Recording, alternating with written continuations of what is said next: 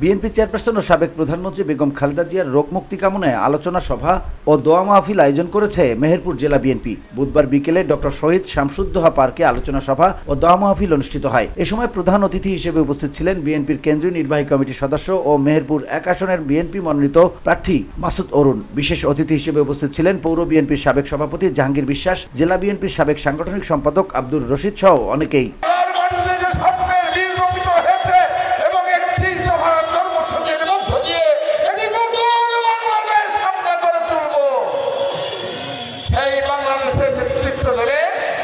বেগম খালেদা জিয়া, আমার ভারপ্রাপ্ত চেয়ারম্যান তারেক রহমান, ভাইরা আমার, বুঝে শুনে চোখ কান খোলা রাখবেন। যদিও নির্বাচনী মাঠে আছি, নির্বাচন আমার নয়, নির্বাচন মানুষের। দেশের স্বাধীনতা থাকবে কিনা, গণতন্ত্র থাকবে কিনা, অধিকার প্রতিষ্ঠিত হবে কিনা, এবং সব কিছুর জন্য আমরা চাই আমাদের প্রিয় নেত্রী, প্রিয় নেতা এবং খালেদা জিয়া সুস্থ হয়ে উঠুক।